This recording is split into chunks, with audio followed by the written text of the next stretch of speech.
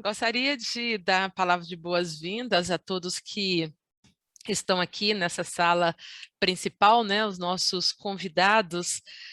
Encaminhamos o link para alguns convidados estarem aqui com a gente, e eu fico muito feliz quando eu vejo que nós somos correspondidos, né? É tão bom quando a gente convida as pessoas e as pessoas prontamente elas vêm participar com a gente. É uma demonstração de amizade, uma demonstração de afeto, né? Uma demonstração de carinho e de amor também uns pelos outros e também pelo que nós desenvolvemos, que é o trabalho da internacionalização. Também estará sendo transmitido pelo canal do YouTube.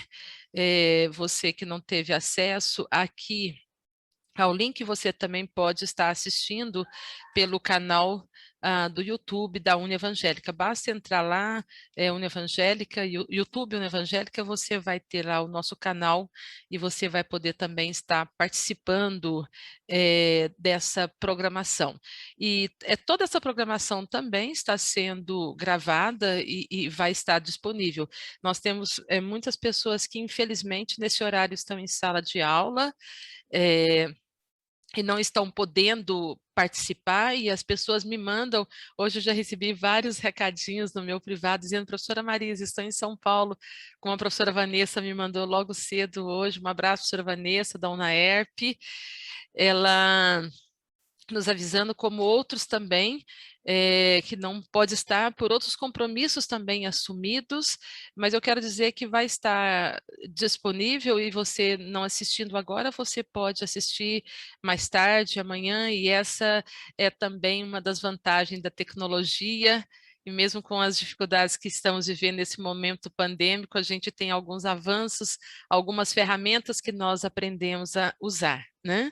Bom, vamos lá então, gente. Nós estamos aí encerrando hoje a 7ª Semana Internacional. Logo cedo eu mandei aí para todos os nossos contatos, todo mundo que está fazendo internacionalização aqui na Regional Centro-Oeste, e nós estamos encerrando a 7ª Semana Internacional. Essa 7ª Semana Internacional da Unievangélica, e já o nosso terceiro encontro consecutivo da Regional Centro-Oeste. Provavelmente esse ano vai ser o último encontro da Regional Centro-Oeste aqui em Anápolis. Nós já estamos aqui em Anápolis para o Brasil, né? Porque nós estamos 2 anos fazendo de forma online. É muito provável que o ano que vem nós estaremos fazendo presencialmente, e eu já dei uma palavrinha rápida com a Juliana, minha colega. Eu sou a representante da FAUBAI e ela trabalha junto comigo nessa representação. E eu já dei uma palavrinha com ela. Quem sabe nós podemos fazer em Minas Gerais, lá em Ouro Preto, né, o nosso próximo encontro da Regional Centro-Oeste.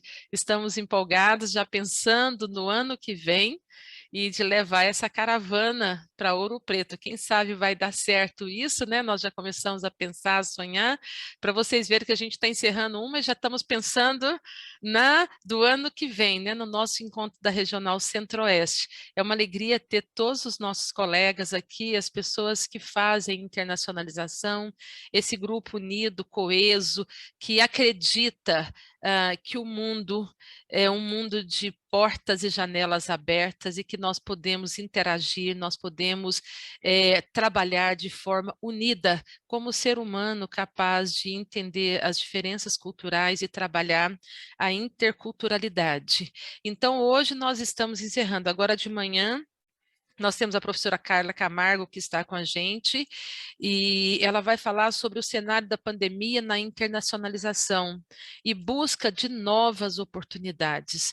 E nós estamos vendo que é um momento desafiador, esse momento da pandemia. Estamos já numa fase, vamos dizer, decrescente, né, do período mais crítico que vivemos aqui no nosso país. Tivemos que nos reinventar, tivemos que mudar a chave constantemente buscando alternativas, tivemos que aprender a ser mais ágeis, mais criativos, não nos abater com a dor, né, sentir a dor do nosso próximo, quantas pessoas se foram, pessoas tão queridas nossas, né, aqui e ali nós tínhamos uma pessoa da família, uma pessoa querida, e aqui eu me solidarizo com essas famílias, com essas pessoas, tivemos que nos sobrepor a isso, consolar, ser consolado e não parar, né, ser desafiados. E a professora Carla, ela vem justamente trazer essa palavra para nós, né? Quais são as oportunidades que teremos pós-pandemia ou nesse cenário da pandemia? A professora Carla Camargo Cassol, era da PUC do Rio Grande do Sul, e eu estava conversando com ela um pouquinho antes, que eu tive o privilégio de estar ali na universidade dela para uma missão acadêmica. Não a conheci pessoalmente, mas já está aqui o compromisso que vamos nos encontrar e um café junto, com certeza nós vamos tomar e conversar um pouquinho mais. Quero te agradecer por ter aceito esse convite. A professora Carla é doutoranda em Educação pela PUC Rio Grande do Sul, com estágio na Curtin University na Austrália, mestre em Gestão de Negócio pela Unicinos e pela Universidade Francesa Université de Poitiers, não sei se pronunciei corretamente. Mas, professora, você é muito bem-vinda e você tem o tempo para poder estar falando com a gente. Nós estamos começando agora, você tem aí cerca de 50 minutos, 1 hora para a sua apresentação. Se passar disso também não tem problema, nós temos um tempinho hábil para isso. E também depois as perguntas, as pessoas que querem fazer alguma pergunta, um tipo de comentário também terão oportunidade. Bem-vindo a todos, sintam-se à vontade em nosso meio. Professora Carla, com você a palavra. Muito obrigada, professora Marisa. Eu que agradeço, na verdade, a ti, em teu nome, quero agradecer a todos os colegas que fazem a internacionalização e que compartilham dessa mesma paixão, que é a educação internacional, a internacionalização da educação. Agradeço também, claro, o presidente Márcio, os meus colegas José Celso, a Cristiana Miller também, e a FAUBAI, por esse trabalho lindíssimo que faz de conectar as pessoas e de sempre erguer essa bandeira da internacionalização que certamente pretende e já transforma a nossa sociedade. Então, bom dia a todos, que bom estarmos aqui reunidos para compartilhar conhecimentos, porque a minha proposta é falar, e que bom, professora Marisa, que me disseste que eu tenho 50 minutos, porque quando nós falamos daquilo que gostamos, a tendência é seguir falando, né? Eu passaria dias falando sobre internacionalização, então temos aí alguns minutos em que eu vou falar um pouquinho, trazer algumas reflexões, e a minha proposta é justamente essa, provocar bastante, para depois abrir para discussões. A grande riqueza está também na participação de cada um de vocês que estão aqui. Eu já, de antemão, agradeço a todos pela atenção e por estarem aqui conectados comigo. Eu vou compartilhar a minha tela, eu vou pedir só a confirmação da equipe aqui, se vocês enxergam. Sim? Sim. Perfeito. Então, a professora Marisa me desafiou a falar um pouco sobre o cenário da pandemia na internacionalização, mas principalmente um olhar de futuro, olhando para a busca de novas oportunidades. E a minha proposta é trazer reflexões, como eu havia falado, e perspectivas diferentes. A própria professora Marisa mencionou a minha formação. Eu tenho o mestrado em gestão, mas gestão do processo de internacionalização, propriamente dito, olhando numa perspectiva institucional, olhando um viés de retorno dessas ações, desses projetos e investimentos, é uma perspectiva bem administrativa. E hoje estou finalizando atualmente o meu doutorado em educação, que olha a perspectiva do aluno. Então, são diferentes perspectivas. Agora, no doutorado, eu estudo especificamente a internacionalização do currículo, e por isso esse estágio doutoral com a professora Betty Lisk e com o professor Craig Whitsett, lá na Curtin University, da Austrália, fazendo esse olhar da internacionalização do currículo e ter essa perspectiva do aluno. Então, são perspectivas diversas, mas que convergem, de certa forma, para o propósito. Falando um pouquinho sobre a pandemia, que é o desafio, né? Sem dúvida, ela afetou a todos, e aí nós falamos também em questões emocionais e todas as perdas que nós tivemos são lastimáveis e certamente ficaremos por bastante tempo impactados com isso. Por outro lado, eu sempre gosto de olhar o copo cheio, né? Nós temos o copo pela metade, a gente pode olhar a parte que está vazia, mas também olhar a parte que está ali cheia de oportunidades. E a crise, muitas vezes, ela traz uma oportunidade. O que eu vejo nesse período pós-pandemia, nós não podemos falar, porque ainda temos muitas pessoas impactadas, né, por ela, mas o que eu vejo é sim um período de transformação, um período em que nós nos reinventamos e a área da educação, eu poderia dizer que evoluiu 10 anos em um, porque nós tivemos muitos desafios e nós sabemos do quão difícil foi dar conta de todas as demandas que nós tínhamos, de migrar para plataformas digitais e mudar a nossa forma de trabalho para atender e continuar atendendo a formação dos nossos estudantes.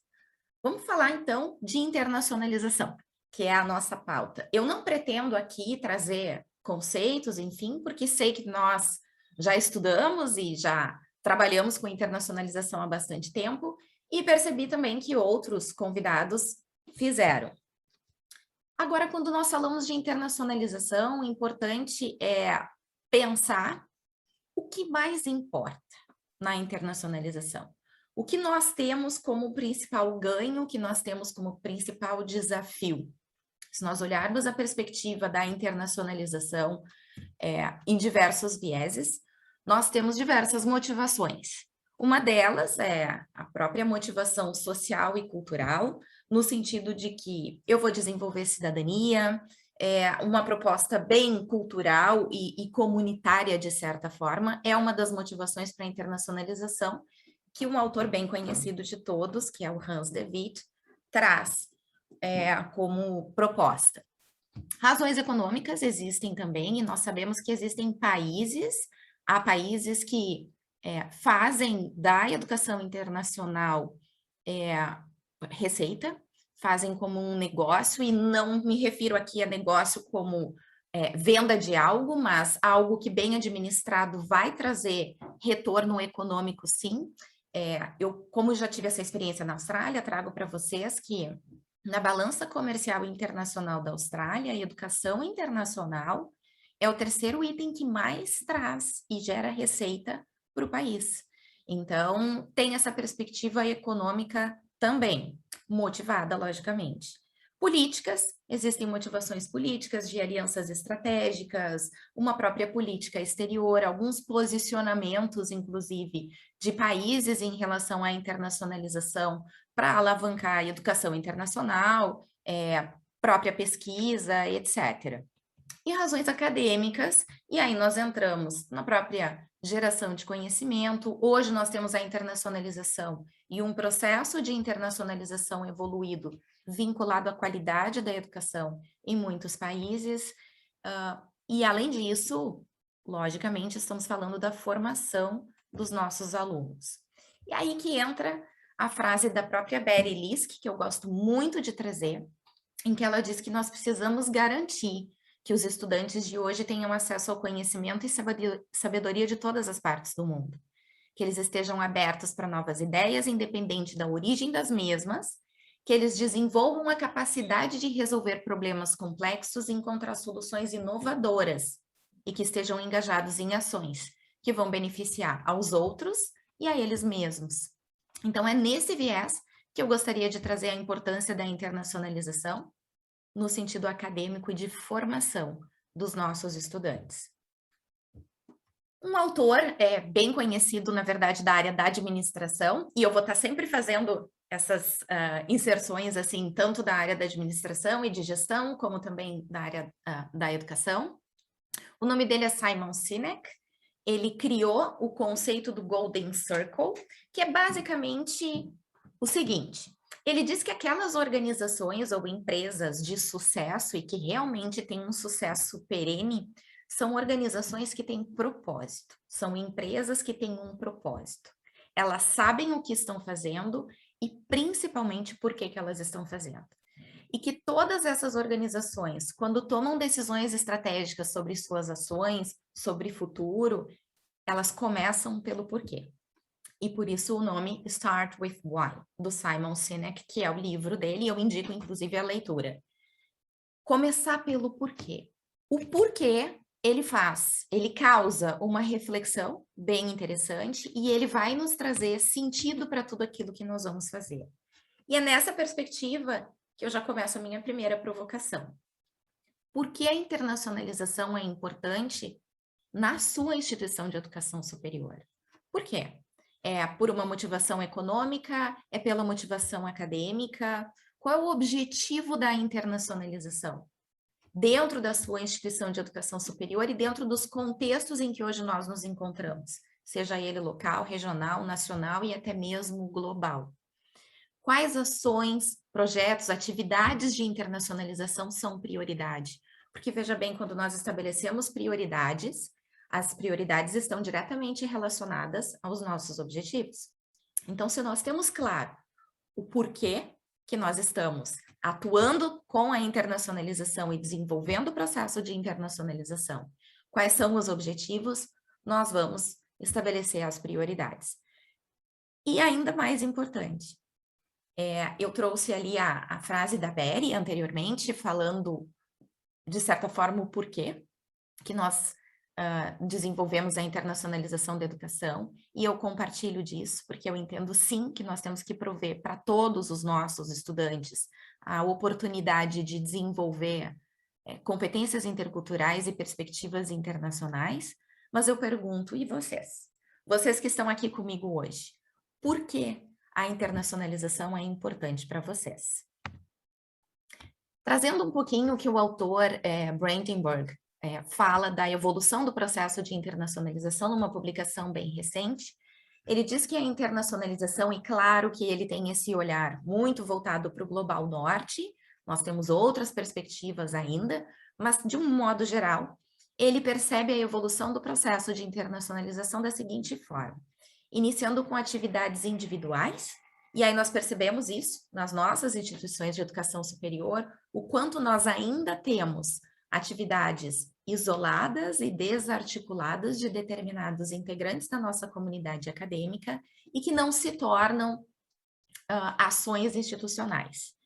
Então, a evolução que ele propõe é atividades individuais, seguindo hoje para uma internacionalização mais institucional. A internacionalização hoje, ela gera conhecimento que fica na instituição e ela é sistemática. A internacionalização passa a ser um processo que tem meios, que é um meio para alcançar determinados fins e, portanto, é sistemática.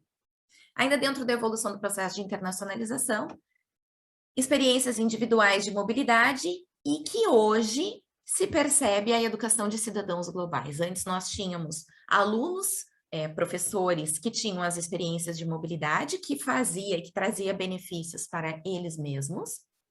Hoje se tem uma percepção e até uma visão mais abrangente no sentido de educar cidadãos, não só para o mundo do trabalho, mas principalmente para o exercício da cidadania.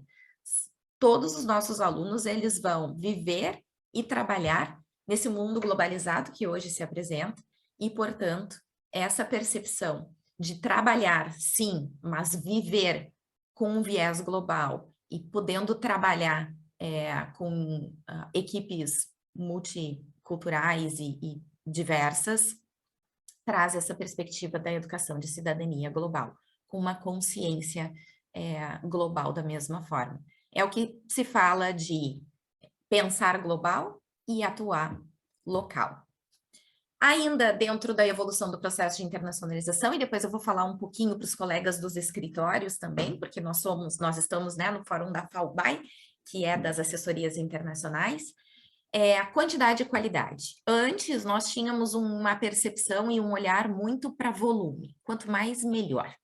Quanto mais alunos em mobilidade in e out, quanto mais professores também estavam em mobilidade, quanto mais atividades, quanto mais projetos, mais acordos de cooperação, melhor. Hoje não. Hoje nós temos uma perspectiva de qualidade.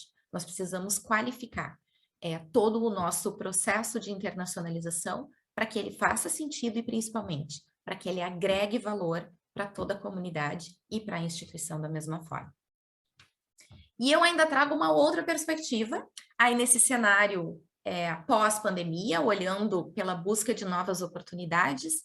Antes nós tínhamos uma internacionalização face-to-face. Era considerado, muitas vezes, apenas a mobilidade presencial, e hoje nós temos tecnologia da informação e da comunicação. Nós temos plataformas digitais. Hoje, por exemplo, o fato de eu estar aqui conversando com vocês através do Zoom, vamos imaginar que há 5 anos atrás não era algo que fazia parte da nossa agenda.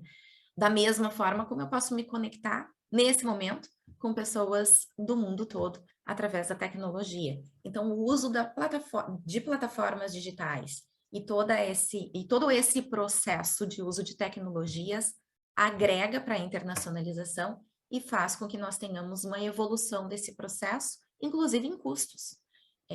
Fazendo todo o planejamento do nosso escritório de cooperação internacional na PUC, se percebe o quanto nós conseguimos realocar recursos que estavam ali dispostos para viagens, para outras ações. E, claro, as viagens são importantes e a mobilidade é importante da mesma forma. No entanto, nós conseguimos hoje otimizar os custos do nosso escritório, pensando em ações e projetos de internacionalização que vão agregar valor.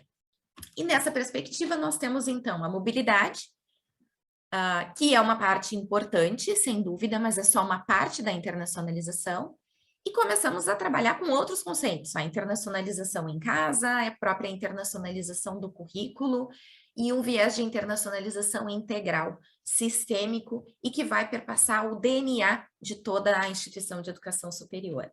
A internacionalização do currículo nada mais é do que colocar dentro das ementas da disciplina, do currículo formal, mas também do currículo informal e do currículo oculto que nós falamos, na proposta de ensino e aprendizagem, o desenvolvimento dessas perspectivas internacionais e competências interculturais para todos os alunos.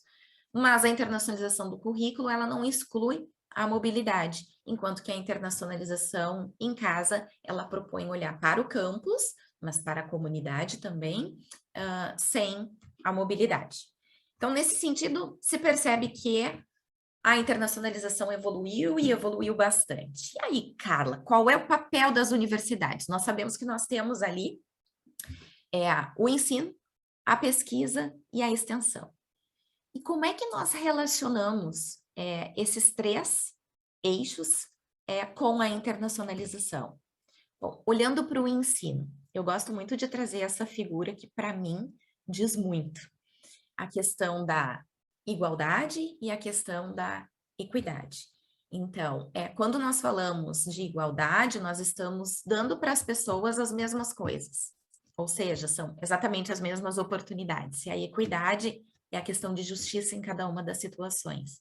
O que nós precisamos, quando olhamos para o ensino e como o processo de internacionalização vai fazer com que o nosso ensino seja cada vez mais desenvolvido com viés de qualidade, é esse olhar de Global Learning for All. Nós precisamos oportunizar todos os nossos alunos. Nós partimos de um pressuposto de uma internacionalização mais democrática e até mesmo menos elitista. Na perspectiva de ensino, quando eu falei do ser elitista, nós ainda temos em algumas, algumas instâncias e em algumas situações, o conceito de internacionalização vinculado à mobilidade. Então, eu trago aqui alguns dados interessantes de antes da pandemia, inclusive. Lá em 2013, o American Council on Education dizia que estudos recentes e dados de mobilidade indicam que a mobilidade está restrita a um percentual limitado da população de estudantes.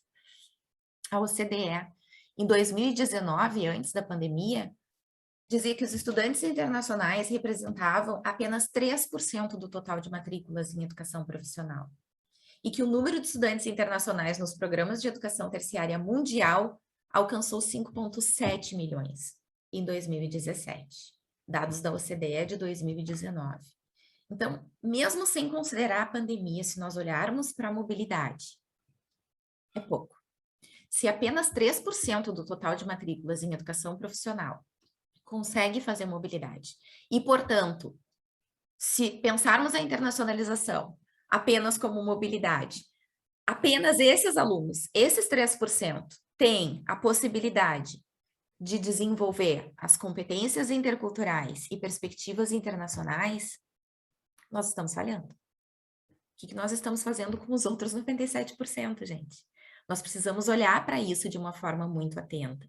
E pensando na nossa perspectiva brasileira e até mesmo perspectiva da América Latina, nós temos um perfil de estudante também que é bem diferente.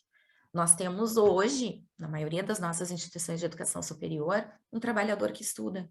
Ele trabalha durante o dia, ele estuda à noite e certamente ele não vai ter condições de tempo e muitas vezes financeiras para ficar 6 meses em mobilidade. E, portanto, ele não tem as mesmas oportunidades, ou não é oportunizado para ele, então, desenvolver essas competências que serão exigidas dele no mundo do trabalho e na sociedade globalizada. Temos que pensar sobre isso.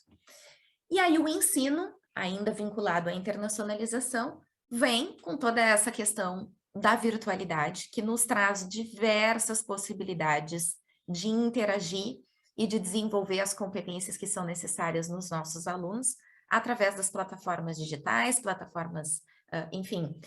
Existem hoje plataformas, e eu faço parte de um grupo que discute isso também, sobre a virtualização da educação, de certa forma, que estão sendo construídas e que trazem ferramentas incríveis. Claro que muito disso ainda está em teste, mas existem ferramentas que hoje possibilitam interações virtuais muito semelhantes com as interações presenciais. E isso traz um ganho bem significativo para o nosso ensino. O próprio modelo híbrido hoje, existe a presencialidade e existe também a possibilidade de fazer a educação online, à distância, enfim, ele está presente e, na verdade, a pandemia acelerou em alguns países, mas em outros países isso já era uma realidade. Eu sei de alguns países em que a formação do estudante, ou seja, o percurso formativo dele é ofertado virtual, online, presencial ou híbrido. Ou seja, o aluno chega na universidade, ele se matricula no curso, por exemplo, de Direito. Ele pode optar. Se ele é um aluno do curso de Direito daquela universidade. E ele vai optar se ele quer fazer o curso 100% online, com atividades síncronas e assíncronas, se ele quer fazer 100% presencial, ou se em algum momento ele optou pelo presencial, mas está em uma viagem ou tem algum outro compromisso e vai, então, naquelas aulas específicas fazer o online, o que caracteriza o híbrido. Então, o aluno é protagonista do seu aprendizado e da forma como ele vai desenvolver as competências e as atividades que lhe são apresentadas, fazendo as suas escolhas de acordo com o seu perfil e até com as suas possibilidades. Ou seja, a trilha de aprendizagem, ela já está disponível online, virtual, presencial, e quem faz essa escolha é o aluno. Também a questão do modelo por competências, que é algo que tem sido muito discutido. Nós precisamos olhar para o desenvolvimento de competências e parar um pouco de pensar em conteúdos. Nós ainda temos os nossos currículos muito conteudistas e voltados para transmissão de conhecimento. E é nessa perspectiva que também a internacionalização faz com que o olhar seja para o desenvolvimento de competências. O aluno protagonista, responsável pela sua trilha de aprendizagem, e aí nós temos diversos papéis, depois eu vou falar disso também, e um redesenho curricular. Nós temos a oportunidade hoje de olhar para os nossos currículos. Eu estudo a internacionalização do currículo e vejo, por exemplo, que nós temos programas cujos currículos foram desenvolvidos na década de 80. Nós estamos em 2021. Será que essas ementas, será que essas referências bibliográficas, será que esses currículos propriamente dito, e aqui eu falo de currículo formal, aquele que é aprovado por instâncias superiores, eles refletem a realidade e principalmente a necessidade que nós temos hoje enquanto sociedade, enquanto alunos? Nós estamos atendendo às expectativas? Essa conversa sobre conteúdo e competência, ela rende bastante, porque muitas vezes nós olhamos para o nosso currículo e queremos recheá-lo de conteúdos que nós entendemos que o aluno precisa saber. Mas, primeiro, são conteúdos que nós entendemos, a partir da nossa perspectiva, e são conteúdos que talvez não façam sentido para o aluno, que precisa sim ser o protagonista do seu processo de aprendizagem. Então, eu vou trazer aqui um vídeo, ele provoca bastante, e essa é a ideia, que nós possamos refletir. Em um determinado momento, eu vou botar um pi aqui no meu celular, porque ele tem até algumas palavrinhas não muito agradáveis, mas eu compartilho com vocês porque eu acho que é de extrema importância, e ele vai mexer, com certeza. Depois, nas nossas discussões, alguém deve trazer isso. Ô, Luana, tudo bem? Então, mais ou menos. O que houve? Eu fui tirar o extrato e, em vez do valor, tinha esse bando de letra. Deixa eu ver. Não, tá certinho aqui.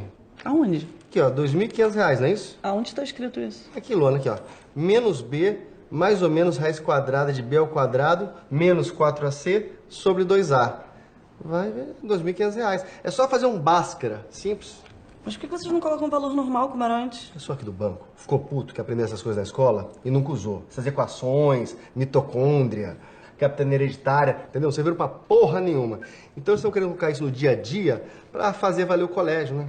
Ah, entendi. De repente, se você tiver interesse, a poupança tá rendendo pi ao cubo vezes a hipotenusa do cateto. Eu não quero mexer nela, não. Não? Não. Tem uma notícia boa pra você. Aquele seu empréstimo que você estava pleiteando foi aprovado. Foi? Foi. Quanto?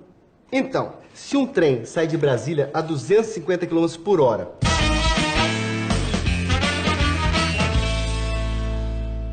Luana, tá aqui o seu cartão. Se você quiser anotar a senha, é bom, Eu né? quero. Sim. A senha é o peso do gás hélio em estado líquido. Peso do gás. Hélio em estado líquido, mais o número de afluentes do rio Amazonas, menos X. Rio qual? Amazonas. Rio Amazonas. Amazonas é com Z. Então, nessa perspectiva, e causa muito desconforto. Para mim, como professora, olhar para isso e pensar quantos conteúdos irrelevantes ou que eram relevantes para mim, mas que talvez não tenham sido para a construção do aprendizado, né, do meu aluno, para a construção, toda essa construção de conhecimento, essa trilha de aprendizagem do aluno, eu acabei colocando dentro do currículo. E um autor um autor da própria área da educação, que trabalha com viés de inovação, não me recordo o nome dele agora, depois eu passo para vocês, ele trouxe uma frase que para mim foi significativa de que talvez o problema da educação seja a irrelevância. E nesse sentido, não, a educação não é irrelevante, muito pelo contrário. A educação transforma a sociedade e eu acredito na educação como mola propulsora para esse desenvolvimento de uma sociedade sustentável. No entanto, sim, há conteúdos que muitas vezes são irrelevantes e nós precisamos observar isso. O quanto isso precisa fazer sentido e, principalmente, o quanto isso precisa ser aplicável na vida do nosso aluno e na nossa também.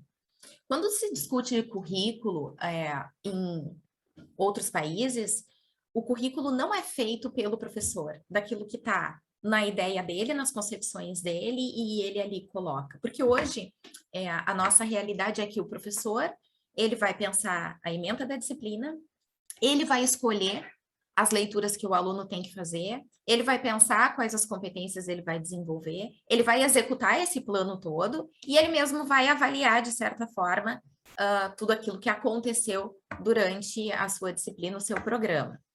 Em outros países, o currículo ele é pensado de forma conjunta. Então, o corpo docente certamente é quem puxa isso e quem faz sentido, porque são os especialistas naqueles determinados assuntos. É envolvida uma equipe gestora para que se tenha um olhar institucional e ver o que é possível ou não ser feito dentro desse currículo. Sim, se convida o setor produtivo, porque eles são empregadores e muitas vezes eles fazem a análise de que aquele egresso, ele tem competências muito bem desenvolvidas, mas precisa desenvolver outras que não foram apresentadas, por exemplo. E aqui não estou falando só de competências técnicas, deixando isso claro. E os próprios alunos. Os alunos e egressos são envolvidos na discussão curricular porque eles, melhor do que ninguém, podem dizer de que forma foi desenvolvido, se atendeu às expectativas e se está de acordo com aquilo que eles foram desafiados a viver quando eles finalizaram o seu percurso formativo e a sua trajetória de aprendizagem. E tem também a figura de learning designers, que muitas vezes são pessoas especializadas na área pedagógica e que vão olhar para esse currículo pensando ações e metodologias para melhor desenvolver. Porque sim, um dos gargalos que nós temos na educação superior é termos professores especialistas, técnicos. Então, alguém que se formou em engenharia, por exemplo, atuou como engenheiro, atua ainda, ou seja, ele é um engenheiro, ele é preparado para fazer engenharia, faz um mestrado, um doutorado, faz pesquisa, vai para a sala de aula, mas muitas vezes não desenvolveu ou precisa desenvolver mais questões didáticas e pedagógicas. E esses learning designers são as pessoas que vão fazer esse olhar. Bom, vamos refletir um pouquinho, então. Os conteúdos dos programas que nós temos hoje, eles estão internacionalizados, se nós olharmos para os nossos currículos dentro das nossas instituições. Há oportunidades estruturadas de aprendizagem através de experiências internacionais nos nossos programas. Eu oportunizo para os meus alunos desenvolver essas competências e ter experiências internacionais dentro das disciplinas. E as avaliações, elas convergem com tudo isso? Elas exigem que sejam consideradas perspectivas culturais diversas? Se não, nós precisamos verificar se de fato nós estamos fazendo a internacionalização que nós dizemos que fazemos, né, para todos. Com o viés da pesquisa, a pesquisa e a internacionalização se vinculam em projetos de pesquisa, e nós sabemos a riqueza que isso traz em termos de geração de conhecimento, publicações internacionais, publicações conjuntas, citações, etc., o que traz a reputação, e nós sabemos que os rankings consideram muito isso. Se nós olharmos lá para todos os rankings, e aí, de novo, dentro das motivações, algumas instituições têm como interesse se posicionar como universidade de classe mundial, não é o mesmo para todas, mas algumas têm. Então, se nós olharmos para os rankings, na perspectiva de International Outlook, nós verificamos que lá um dos itens mais avaliados é a própria questão de publicações internacionais e citações internacionais, o que traz, então, o viés de reputação e, sem dúvida, contribuições para a sociedade no sentido de geração de conhecimento, contribuições para o setor produtivo, contribuições sociais, culturais e etc., que a pesquisa traz. No viés de extensão, hoje, o que se fala muito é a perspectiva de um olhar da internacionalização para a responsabilidade social. Olhar para a internacionalização e inclusão social, desenvolvendo uma consciência global. E aí eu trago aqui a citação do Devitt e da Jocelyn, de 2020, em que eles fazem, e eu trouxe ela em inglês, justamente para, né, que nós possamos verificar dessa forma, da forma como é colocado, mas o que eles dizem é que a responsabilidade social e a cidadania global, o desenvolvimento de ambas, estão cada vez mais presentes no discurso da internacionalização, da educação superior, e em particular para os países em desenvolvimento. Por quê? Porque é um tema que nos afeta diretamente. Então, a educação superior no mundo em desenvolvimento, como se diz, né? Ela reconhece o papel social e a missão social das universidades. Então, essa conexão da internacionalização com ensino, com pesquisa, com extensão e o papel e a responsabilidade social das universidades está presente nessa agenda e precisa ser considerada também. Aqui eu trago algumas ações de internacionalização, pensando diversas ideias. Então, nós temos a mobilidade acadêmica e nós temos a mobilidade acadêmica docente, discente, out, virtual, presencial. Nós temos estágios internacionais, projetos estratégicos, com parceiros da mesma forma estratégicos, projetos de pesquisa, experiências internacionais, e aí nós temos uma gama de experiências, como o próprio COIO, por exemplo, que traz uma oportunidade interessante de desenvolvimento de competências interculturais para os nossos alunos, que pode ser inserido no currículo, que é uma internacionalização em casa, que traz o uso de tecnologias, a dupla titulação, mas também com um olhar de currículo conjunto, ou seja, eu vou desenvolver toda uma proposta curricular junto com um parceiro e fazer uma oferta conjunta. A atuação em redes é algo que nós precisamos olhar de uma forma muito atenta, porque as redes, elas fortalecem sim, nós já fazemos parte de redes internacionais, publicações e a própria internacionalização do currículo e a internacionalização em casa, que eu mencionei anteriormente. Qual é o papel do ensino superior, gente? Qual é a principal entrega do ensino superior? Qual é a missão das instituições de educação superior? Qual é a missão do professor? É ensinar, é transmitir conhecimento, é facilitar o processo de aprendizagem, é ensinar o aluno a aprender. E o que o nosso estudante está buscando hoje? Sem dúvida, o estudante traz muito viés da empregabilidade. Ora, eu estou fazendo o curso de Direito porque eu quero advogar, eu estou fazendo o curso de Medicina porque eu quero ser médico, certo? Então, o estudante muitas vezes busca isso, mas também o que a nossa sociedade precisa. Nós temos que olhar para o desenvolvimento de uma sociedade sustentável e que vai se sustentar no tripé da sustentabilidade, que é o que se trabalha, o ecologicamente correto, socialmente justo e economicamente viável. E um estudante preparado para o mundo do trabalho com competências técnicas, ele vai conseguir desenvolver essa sociedade para o futuro? Nós precisamos desenvolver outras competências também. E a globalização está aí. Ela não sai da nossa agenda e, por isso, a internacionalização está presente na agenda estratégica da educação. E aí, falando no nosso fórum de assessorias, qual é o papel do escritório internacional? Eu gostaria de endereçar isso, porque eu acho bem importante para nós olharmos também nas perspectivas de oportunidades, prospectar parceiros, a política de internacionalização, acolher alunos, visitantes, as comitivas internacionais, docentes internacionais, a mobilidade, o próprio processo seletivo de mobilidade, e lá também entra toda a questão de acolhimento dos alunos e o que mais? Bom, protagonismo. O escritório ou assessoria, enfim, a área de relações internacionais é protagonista da internacionalização. O escritório internacional, ele precisa olhar para a estratégia de internacionalização. Cada instituição de educação superior, conforme as suas motivações, vai ter objetivos, metas e vai viver em contextos diferentes. É necessário fazer um diagnóstico, então, olhando para as capacidades de cada uma dessas instituições, identificar gargalos, ter dados e informações.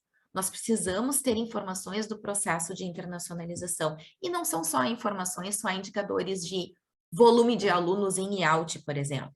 Nós precisamos ter informações sobre a evolução do nosso processo de internacionalização, para então estabelecer prioridades. E precisamos ter um plano de internacionalização. O plano de internacionalização, ele serve como um roadmap. Ele vai direcionar os nossos esforços e as nossas ações para que a estratégia de internacionalização contribua com a estratégia de internacionalização da instituição. E para isso nós precisamos, como escritório, como assessoria, envolver os stakeholders, ou seja, envolver todas as partes interessadas, professores, comunidade, gestores, todo o nosso board, todas as pessoas precisam estar envolvidas na estratégia e quem puxa isso é o escritório. Parcerias estratégicas, olhar para os parceiros e repensar a questão da qualidade e da quantidade. Isso é o que nós precisamos fazer nesse novo contexto que se apresenta agora. Eu preciso mensurar, eu preciso olhar, eu tenho 300 acordos internacionais. Eu pergunto, quais desses acordos são ativos? Quais desses acordos agregam valor para ambas as universidades? Porque assinar um MOU é fácil. Agora, desenvolver propostas, ações consistentes com os parceiros internacionais é o que vai valer como nova oportunidade.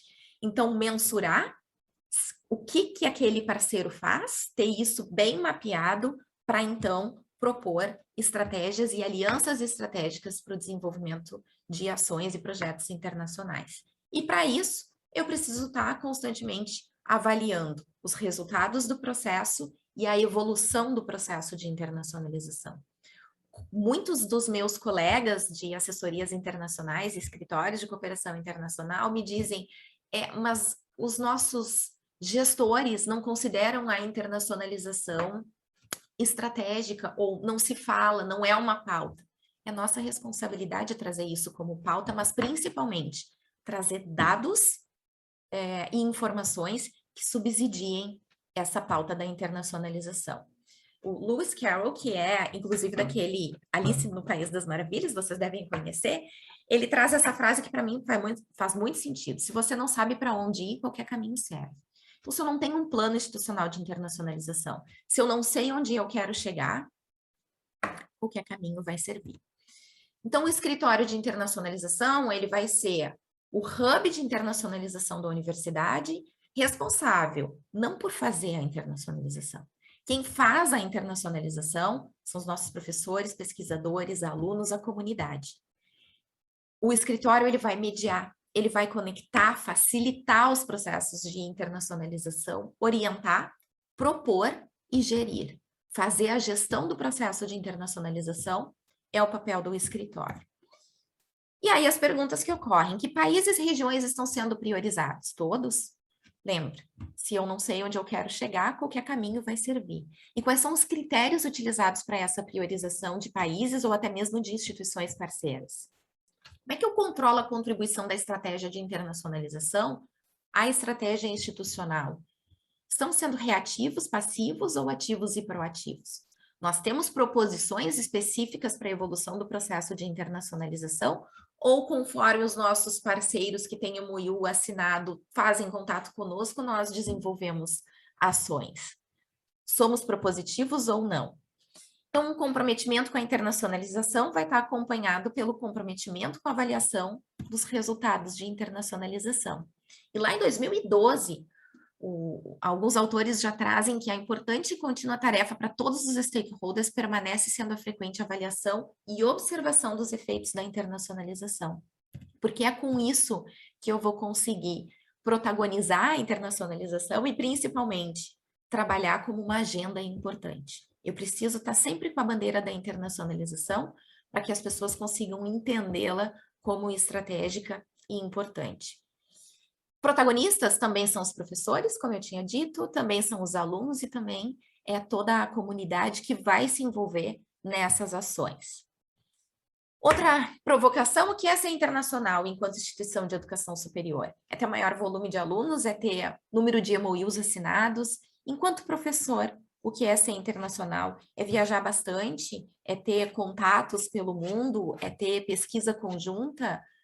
Ou é propor intencionalmente ações que vão desenvolver os alunos nessas perspectivas internacionais? E enquanto aluno, o que é um aluno internacional? É aquele aluno que está aberto a enxergar diversas perspectivas?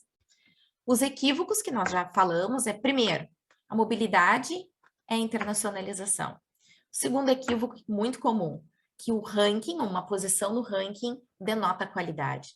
Se nós olharmos planos de internacionalização, e não temos muitos no nosso país, nós vamos ver que nem todas as instituições de educação superior pretendem estar entre as universidades de classe mundial.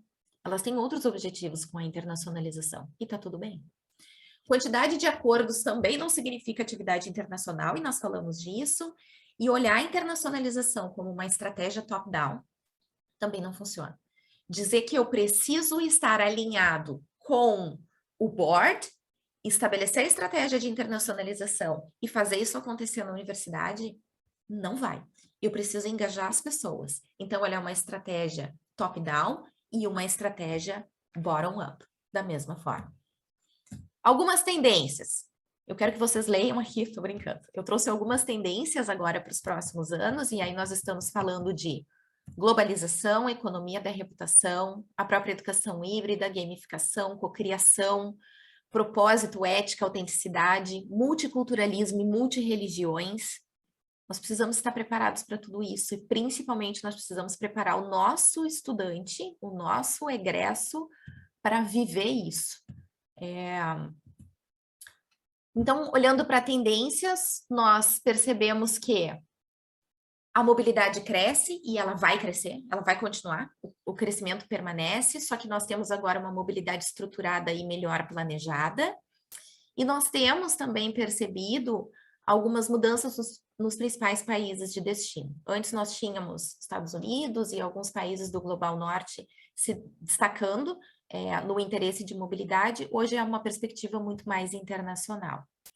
A internacionalização em todos os níveis, como um item estratégico, a internacionalização do currículo, internacionalização em casa, internacionalização do campus. São tendências que estão aí e que trazem novas oportunidades. O virtual, que nós já falamos bastante também, traz essa perspectiva e veio para ficar. Não adianta a gente querer se livrar, que ele vai permanecer. E sim, existe uma tendência de competitividade, principalmente por mobilidade. Nós sabemos que, lá no início da minha fala, eu trouxe que muitos países, eles têm a educação internacional como pauta econômica, para trazer recursos financeiros, então nós veremos uma competitividade mais acirrada nesse sentido. A insanidade, segundo Albert Einstein, é continuar fazendo sempre a mesma coisa e esperar resultados diferentes, não tem como. Então, a pandemia nos mudou, a pandemia nos transformou e nós precisamos, então, fazer coisas diferentes e pensar de forma diferente também. A internacionalização hoje, ela pode ser num viés mais democrático, acessível e inclusivo, com o uso de tecnologias. Nós podemos pensar numa estratégia coletiva, numa estratégia de internacionalização para a América Latina, uma pauta de política pública no nosso país para alavancar esse processo. A cooperação Sul-Sul também é uma oportunidade que hoje se enxerga como viável e cada vez mais fomentada. As redes de cooperação. E, de novo, gente, a internacionalização hoje, ela é pauta estratégica porque ela é uma demanda do mercado e da própria sociedade. Não sou eu, Carla, não são os meus colegas assessores de relações internacionais que estão levantando essa bandeirinha. A sociedade está exigindo esse desenvolvimento de uma cidadania global e o mercado de trabalho da mesma forma. Então, o que eu vejo é um círculo virtuoso em que nós vamos desenvolver essas competências interculturais e perspectivas internacionais através da internacionalização, o que vai trazer inovação para dentro do contexto das instituições de educação superior, olhando para ensino, pesquisa e extensão, e isso vai gerar o nosso tão almejado desenvolvimento sustentável no tripé da sustentabilidade que eu comentei com vocês. Ecologicamente correto, socialmente justo e economicamente viável.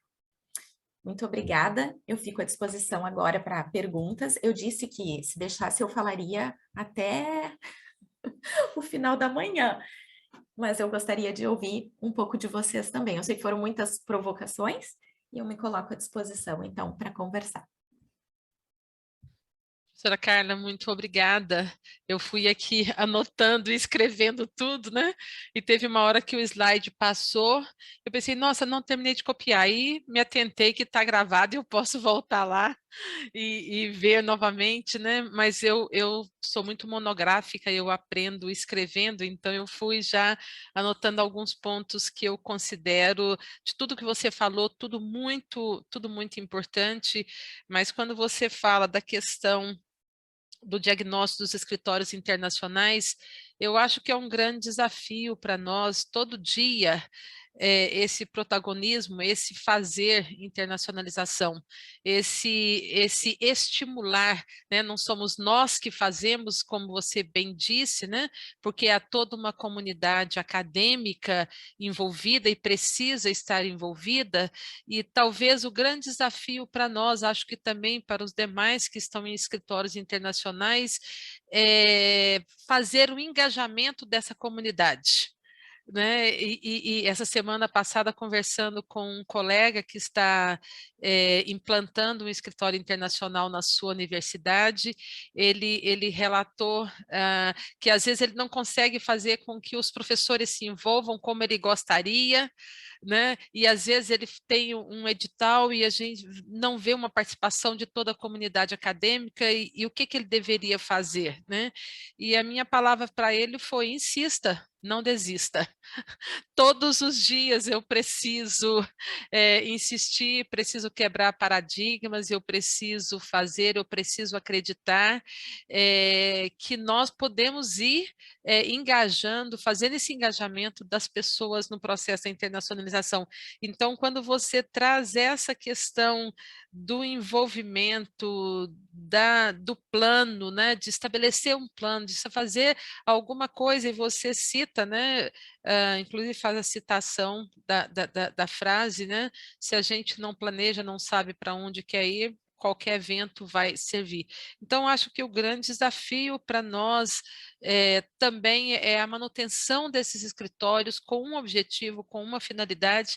E uma coisa que eu gostei também, que eu anotei aqui, às vezes a gente fica muito preocupado com estabelecer acordo de cooperação, né? A gente vai buscando esses acordos e compreendendo que na medida que você tem acordos, você está se tornando mais internacionalizado.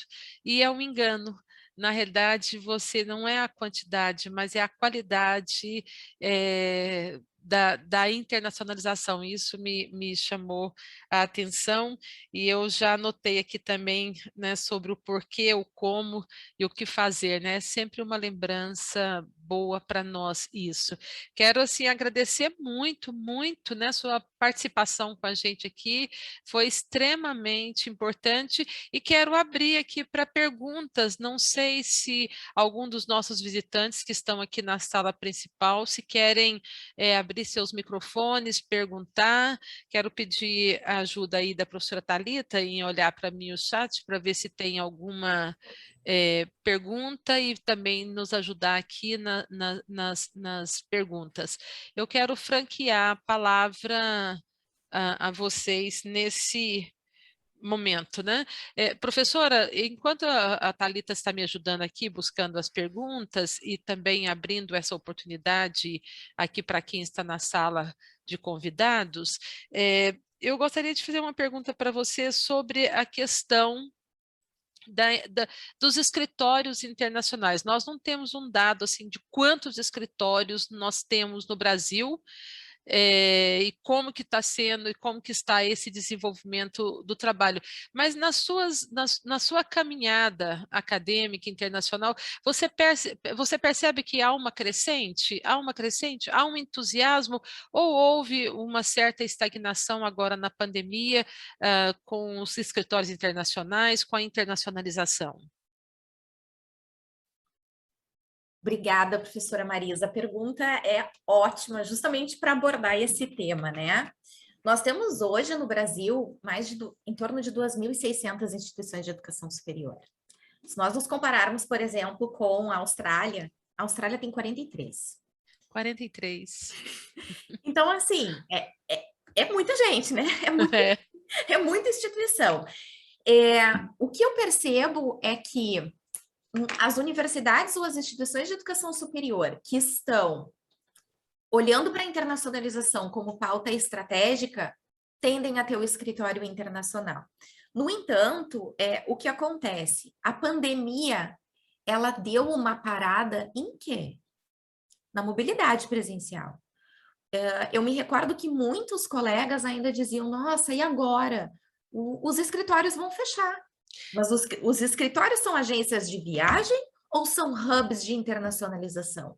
Porque a mobilidade virtual, ela aconteceu exponencialmente, ela trouxe um volume enorme de alunos. Além disso, olhar para COIO, estruturar processos de COIO, e de novo, o escritório não faz, quem faz é o professor, mas o escritório facilita. O escritório é, de certa forma, o especialista em internacionalização dentro da universidade. Então, ele detém esse conhecimento que vai precisar ser compartilhado, pensando projetos estratégicos que façam sentido para ensino, pesquisa e extensão. Então, a proposta é justamente essa. Se está crescendo o número de escritórios internacionais, eu não tenho esse dado, mas eu percebo que está crescente a pauta da internacionalização como estratégica nas instituições de educação superior por essa exigência do mercado e da própria sociedade. Então, assim, os escritórios atuando como propulsores da estratégia de internacionalização, e super concordo. É difícil engajar as pessoas. É difícil engajar as pessoas para tudo. Mas se nós conseguirmos uma pauta estratégica, trazendo dados, eu sempre digo, né, que contra dados e fatos não há argumentos.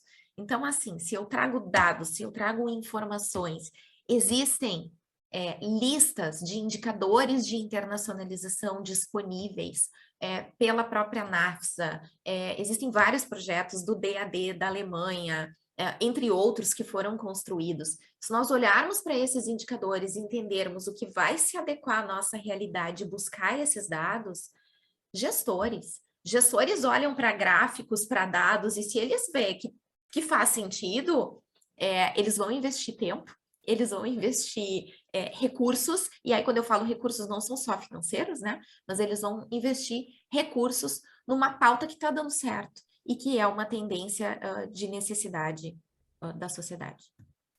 Ok.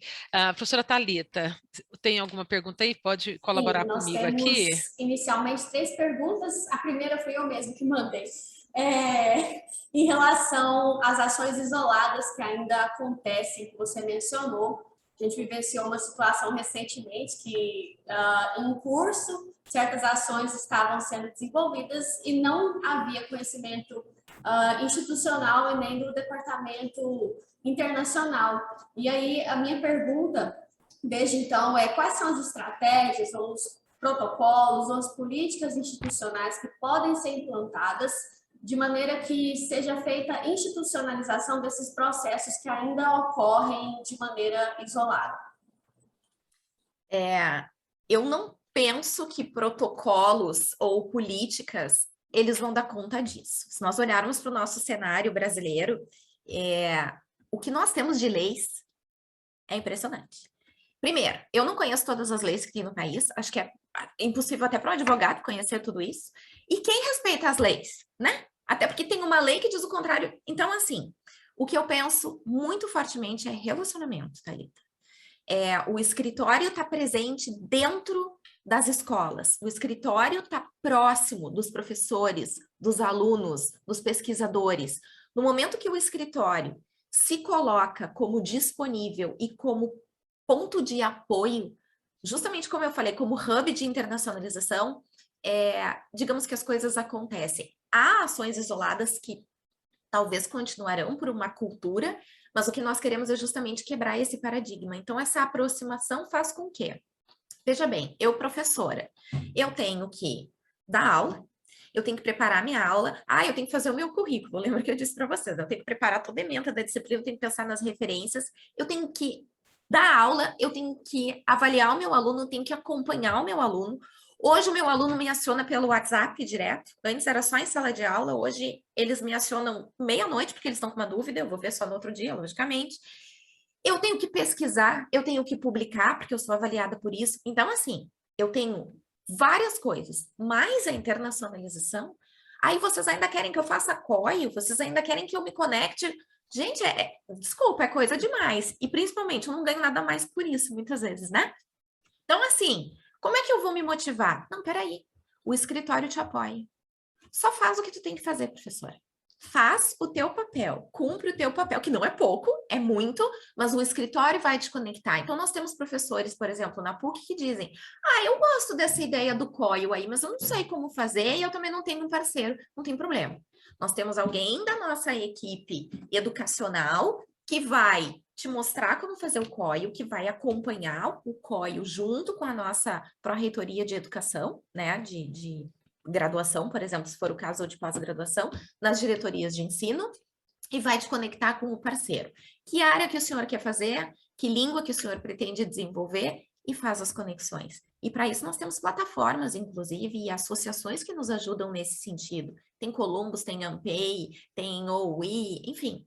Então, é nesse sentido, é relacionamento, tá, Thalita? Certo, professora, muito obrigada. A segunda pergunta foi enviada pela professora Adma. Ela pergunta o seguinte: você poderia, por favor, falar um pouco sobre a internacionalização do currículo e o papel do professor em sala de aula? Como seria a capacitação e a inserção dele como promotor ativo desse processo? Ela faz um comentário ainda: acredito que informações devem ser partilhadas dentro da universidade, como você mesmo disse, isso reflete na sociedade que a cerca, como instituição local e também refletirá globalmente. Perfeito. A internacionalização do currículo, ela tá, e por isso que eu estudo internacionalização do currículo, porque ela traz a perspectiva da internacionalização no core, ou seja, no centro do que a educação faz, que é o processo de ensino e aprendizagem. Então, assim, qual é o papel do professor? Ele que vai fazer a internacionalização do currículo. E no momento que ele coloca no currículo formal o desenvolvimento de competências internacionais, há um comprometimento da parte dele e ele acaba comprometendo a instituição também. Porque esse currículo formal ele vai ser aprovado por instâncias superiores, numa Câmara, ele vai ser depois aprovado no próprio Ministério da Educação, enfim, dependendo do nível, CAPES, etc. Então, o que acontece? O professor ele vai ser um protagonista. Como é que nós desenvolvemos isso com o nosso professor? Primeiro, acreditem, nós já temos muitas ações de internacionalização do currículo nas nossas instituições, que acontece que os nossos professores empreendem, mas eles não sabem que é internacionalização do currículo. Porque ainda nós temos que desmistificar. A internacionalização, por vezes, se apresenta como algo muito distante, porque as pessoas ainda acreditam que a internacionalização é mobilidade, é viajar, é fazer um intercâmbio. E não é. Então, se nós, enquanto escritório, conseguirmos, e professores também, né, com os colegas, desmistificar a internacionalização, fica mais fácil. E aí nós conseguimos engajar o nosso professor. O papel do professor é refletir sobre a sua atuação e propor atividades estruturadas que contenham o desenvolvimento dessas competências interculturais e perspectivas internacionais. Existe toda uma metodologia para a internacionalização do currículo, mas é muito fácil. Na verdade, nós já fazemos algumas coisas e temos o potencial para fazer ainda mais. Então, no momento que eu engajo o professor, ele vai protagonizar isso e ele mesmo vai perceber o quão importante é desenvolver essas reflexões que eu trouxe, lembra? Quão internacionalizado é o meu currículo? Em várias discussões que eu tive com professores e formação de professores para a internacionalização do currículo, eu me lembro que alguns diziam assim: o meu currículo é internacional, porque eu trago lá um case do Vale do Silício. Eu dizia: entendi. Vale do Silício significa ser internacional. Não tem outro lugar, não tem outras perspectivas. Isso é ser internacional? Cadê o desenvolvimento da competência? Mas eu tenho uma referência internacional e os meus alunos leem em inglês. Isso é internacional? Ler em espanhol não é internacional? Ler em outra. Então, essas discussões, essas quebras de paradigmas acontecem e eu acredito que uma sensibilização dos professores vai fazer todo sentido. Espero que eu tenha respondido. E eu queria comentar, gente, eu sei que vocês gostaram do vídeo, eu vi alguns comentários agora ali no chat. Eu tentei tirar o palavrão, não deu. Vai ficar registrado, Marisa. Eu tentei colocar, mas eu me atrasei aqui no... Mas faz parte. Eu me diverti no sentido assim, porque ele reflete uma realidade de uma forma muito lúdica. E não teve como não rir e pensar, gente, é isso mesmo. É um grande desafio para nós, professora Carla, e eu acho que todos os coordenadores de escritórios internacionais vivem isso, e eu corri e fui anotando e pegando aqui, porque todo o tempo também eu trabalho na sensibilização aqui dentro da própria universidade, né? No sentido da internacionalização do currículo, no sentido de reconhecimento acadêmico, no sentido de equivalência das disciplinas. Aqui e ali eu tenho que estar fazendo uma visita a um coordenador, a um diretor, explicando para ele, falando sobre equivalências, né? Como fazer uma equivalência, não dá para fazer uma equivalência 100%, e às vezes quando vai fazer o plano de ensino da universidade de origem com a universidade de acolhimento, aí alguns querem negar a ida do aluno porque não conseguem achar o ponto, né, de equilíbrio, e eu falo, você pode fazer equivalência por aproximação, você pode fazer substituição de disciplina, você só não pode impedir o aluno de ter uma experiência internacional, seja em casa, né, porque a gente já está com essa realidade também, seja ela presencial de ida desse aluno, né? Então, é um desafio. E o filme, né, o vídeo, ele retratou isso. Para mim, trazendo para a internacionalização, às vezes a gente fica com tantas coisas, falando tantas coisas que não têm um significado, que não tem uma necessidade. Às vezes eu estou brigando por causa de um conteúdo que eu acho que esse conteúdo é o mais importante, enquanto se o aluno for, ele vai ter uma ampliação da visão e vai ver outras possibilidades práticas, talvez muito mais interessantes. Então, é um desafio todos os dias. Eu quero depois ter esse vídeo nas minhas coletâneas aqui, tá? Porque eu também quero socializar com outros, né? Thalita, outra pergunta, fazendo favor. Sim, a terceira pergunta aqui no nosso chat é da professora Vânia. Ela vai de encontro a algumas exposições que você fez anteriormente e ela pede algumas sugestões de como sensibilizar a direção da instituição para a importância da internacionalização. Como sensibilizar a direção? Tudo isso que nós falamos agora, eu penso que todas as pessoas que trabalham na área da educação sabem da importância da educação para a sociedade, né? Trazendo que isso hoje é uma demanda do mercado. E, de novo, lembra que eu ainda coloquei dentro do currículo? Eu sozinha, gente, eu não vou conseguir levantar a pauta da internacionalização. Eu preciso ter mais pessoas junto comigo. Então, assim, se eu trago para uma discussão curricular alunos, se eu trago para uma discussão curricular o setor produtivo, e imagina que os empregadores dizem assim, realmente, eu precisaria que os alunos de vocês pudessem trabalhar em equipes multiculturais, porque nós encontramos uma certa resistência nesse sentido. As pessoas começam a se dar conta. São requisitos, entende? Hoje nós vivemos num mundo globalizado. Eu me recordo que há tempos atrás, na década de 80, quando o Brasil abriu o seu comércio exterior, nós tínhamos poucas multinacionais. E essas multinacionais eram empresas que exportavam e importavam. Hoje, dentro do nosso campus na PUC, dentro do nosso parque tecnológico, eu tenho startups que nascem internacionais. São empresas que muitas vezes têm 3 pessoas trabalhando, uma brasileira, uma dos Estados Unidos, a outra da Rússia, e eles precisam interagir e criar soluções para os projetos para aquelas empresas. Então, assim, é uma exigência da sociedade, é uma exigência de mercado, esse é o ponto 1.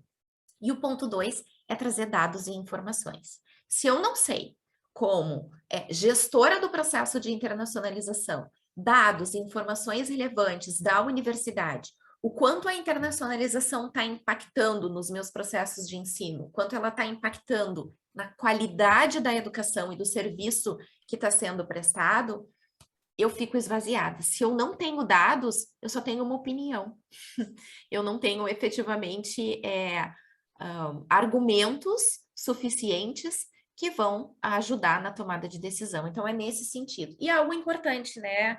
Nós sabemos que, inclusive, na política, não se tem 100% de concordância. O que eu preciso para ser eleita é 50% mais 1. Então, assim, vamos olhar para dentro da nossa comunidade, identificar aqueles que estão mais sensíveis à pauta da internacionalização e vamos trazê-los para junto conosco serem agentes de internacionalização, embaixadores da internacionalização. Vamos chamar, vamos convidar, vamos envolver, porque a Carla falando sobre internacionalização, ela é a gestora do escritório de internacionalização, tá puxando brasa para o seu assado, como a gente fala aqui em Porto Alegre, né? Agora, se eu tenho meu par, se eu tenho outros professores falando, fazendo projetos que estão fazendo sentido e que os alunos estão reconhecendo toda a evolução desse processo, isso torna um engajamento mais natural.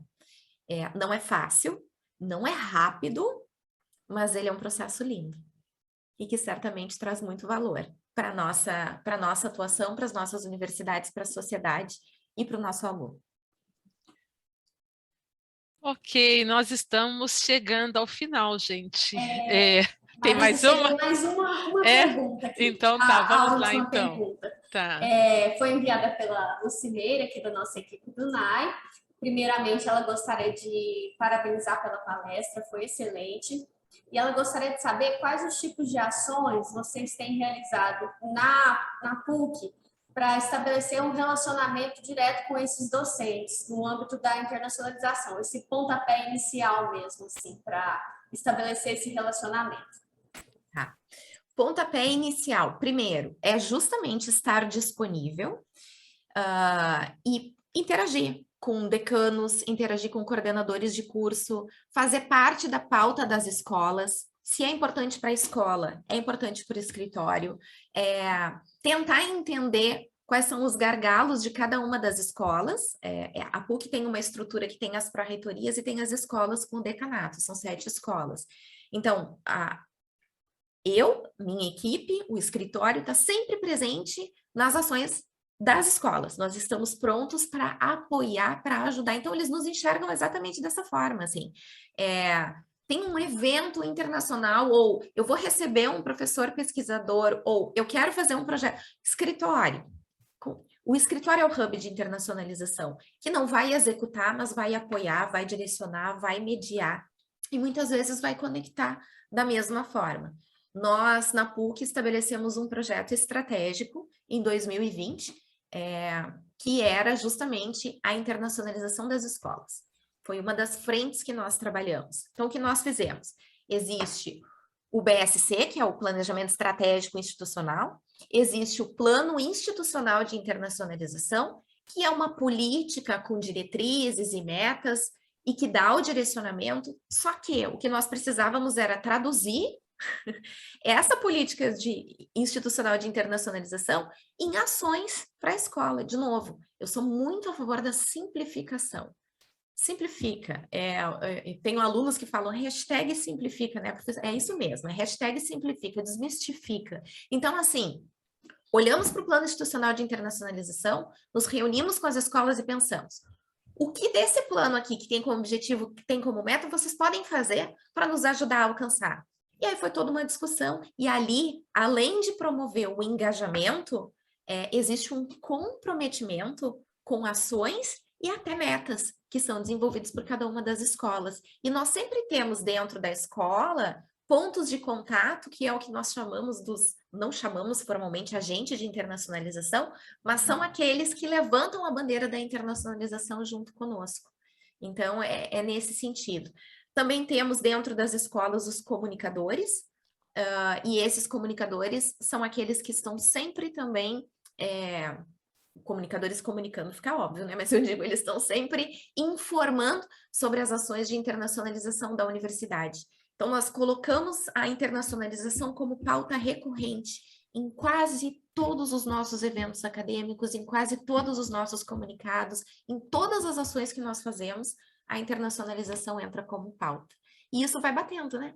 Vai batendo. Então, assim, hoje o que acontece mas tem professores que ainda fazem ações isoladas? Realidade? Sim. Mas muitos professores hoje, quando pensam em algo internacional, vamos chamar o escritório para nos ajudar, porque nós estamos disponíveis sempre. Esse eu acredito que é o principal, a principal ação e a principal estratégia, estar próximo. Muito obrigada, Lucimeire, pela pergunta. A sua pergunta gerou já uma série de ideias aqui. Obrigada, professora Carla, pela resposta, né? Gostei muito dessa questão aqui do recorrente em todos os eventos. Como uma pauta. E, de fato, hoje mesmo, pensando na própria União Evangélica, nós estamos, pelo menos, com 4 grandes eventos acontecendo aqui hoje. Né? E isso é uma realidade, eu acredito, nas universidades, porque há uma gama de possibilidades e todo mundo trabalhando no processo, na produção acadêmica do conhecimento, né? E eu fiquei pensando aqui, são oportunidades que às vezes a gente está aqui e a gente não está pensando em colocar ela de uma forma planificada. Ontem eu estava, ontem à noite, na abertura do evento das engenharias, eu tive a oportunidade de falar sobre a internacionalização, mas às vezes não é algo planificado, que faz parte da rotina. E quando você fala que deve ser uma pauta recorrente em todos os eventos falar da internacionalização, eu já coloquei isso aqui como ação, como meta, viu, professora? Muito obrigada, foi assim de grande valia a sua fala. Eu tenho certeza que todos que estão aqui, nossos convidados, também podem concordar comigo com essa palavra excelente da professora Carla, e de fato quero conhecê-la pessoalmente, quero agradecê-la de todo o coração, e em nome do nosso reitor, Dr. Carlos Raciel Mendes, ele está em outro evento agora, falei com ele logo cedo hoje, percebi que ele também acorda bem cedo, e nós conversamos bem cedinho hoje, e ele justificando e falando que não poderia estar presente porque ele está inaugurando uma unidade aqui na universidade, mas ele deixou o abraço dele, o reconhecimento e o agradecimento da sua participação aqui na 7ª Semana Internacional. Muito Marisa, obrigada. eu preciso só falar para quem tem interesse em internacionalização do currículo, eu estou desenvolvendo junto com a professora Marília Morosini e com a professora Betty Lisk, com o Craig, nós estamos empenhados num projeto de internacionalização do currículo para a América Latina, que é chamado IOC Latam. Nós temos dentro da PUC Rio Grande do Sul o Centro de Internacionalização da Educação Brasil-Austrália, e nós estamos desenvolvendo esse projeto. Então, quem tiver interesse, eu vou passar para ti depois, Marisa, as informações para compartilhar com o grupo. Que bom, Adma, já temos aí integrantes. O propósito é desenvolver, basicamente, o framework de internacionalização do currículo adaptado ao nosso contexto, porque existe esse framework que é para o contexto australiano, que foi replicado, mas para esse olhar, fazer o desenvolvimento das pessoas para aplicar isso nas suas universidades e depois nos trazerem um feedback. Então, é um estudo que está bem bacana e estão todos convidados. Professora, nós temos muito interesse aqui também, nós aqui da União Evangélica. Nós estamos trabalhando, inclusive semana passada tivemos uma reunião para tratar exclusivamente dessa questão curricular e nesse momento para também trabalhar a internacionalização do currículo. Estou muito interessada e vou te chamar, né, pessoalmente no privado para a gente conversar um pouco mais sobre isso, tá bom? Tá bem. Muito obrigada, professora. E eu fico aguardando aí esses contatos. Pessoal da sala aqui, muito obrigada. Quero dizer para vocês que nós vamos ter 7 minutinhos aí para uma água, levantar um pouquinho, e estamos voltando com a nossa segunda parte, que são as novas práticas dos escritórios internacionais. Vamos ter a professora doutora Liliane com a gente, minha amiga, é uma alegria recebê-la, e também a professora mestre Michele Jefferson, da Delta University, que vai estar também com a gente, compartilhando aí as novas práticas dos escritórios internacionais nesse tempo de pandemia. Então, até daqui 5 minutinhos, estou aguardando vocês novamente para que a gente possa dar sequência à 7ª Semana Internacional e esse encontro da Regional Centro-Oeste da FAUBAI.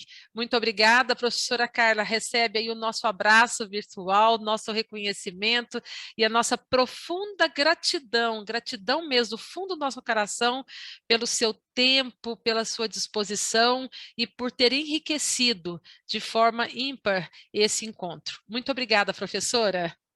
Um grande abraço. Um abraço a todos. Tchau, tchau. Tchau, professora.